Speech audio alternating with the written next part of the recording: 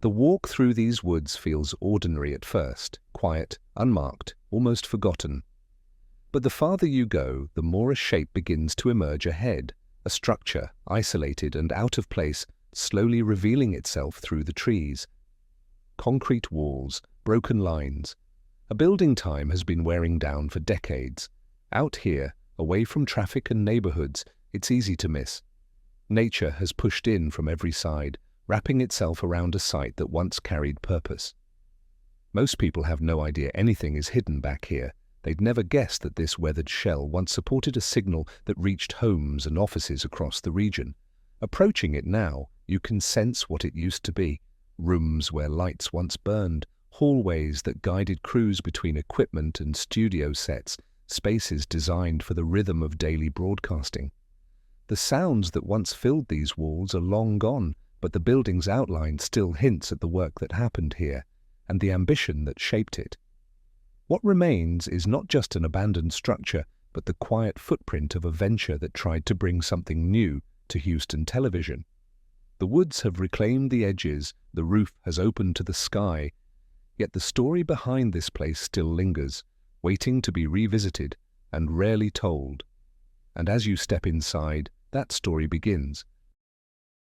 In the late 1960s, on a quiet stretch of land between Friendswood and Alvin, this building housed KVVV-TV, an independent UHF station licensed to Galveston. It signed on March 18, 1968, and disappeared less than 2 years later. Today, its remains mark a bold broadcasting idea that never took hold. KVVV was owned by TVUE Associates, led by Roy O. Beach Jr.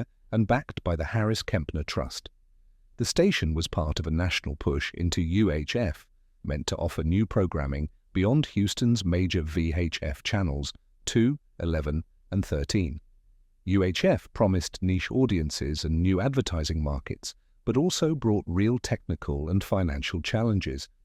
This building was constructed specifically for KVVV. When it opened, it stood alone in a cow pasture.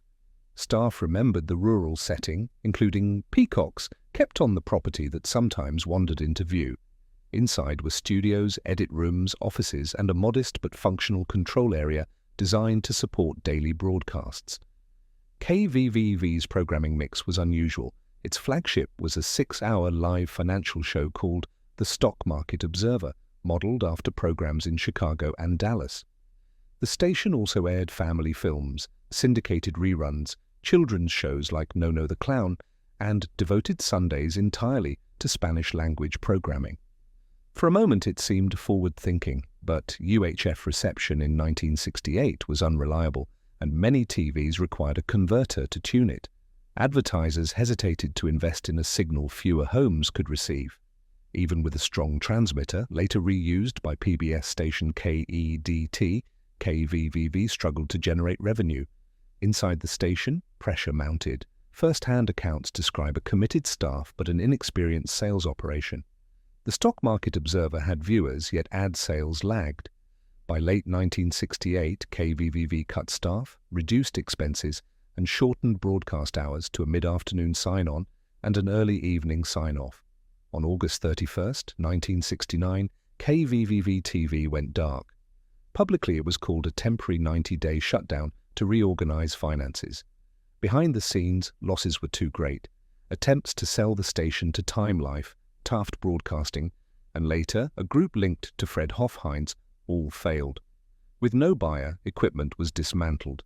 In 1970, the tower and transmitter were removed and sold.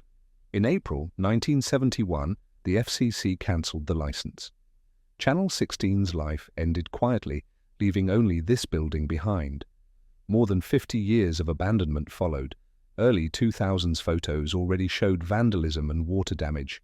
Today, collapsed framing, broken ceilings, rusted ductwork, and layers of graffiti sit where studios and control rooms once operated.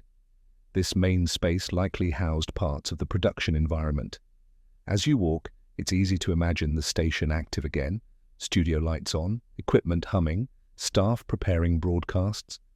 But the station's collapse was practical, not mysterious. It failed due to economics, timing, and the difficulty of launching a UHF outlet before the technology or market was ready. KVVV's call letters later reappeared on unrelated stations, but none tied back to the original Channel 16. The only true remnant of the venture is this slowly decaying structure. In 2009, the 46 acres, including the building, were listed for sale, yet the structure remained untouched. Urban explorers, photographers, and locals have documented its steady decline: graffiti, torn insulation, fallen beams, all signs of long, uninterrupted neglect. This is the natural end of a short-lived broadcast experiment.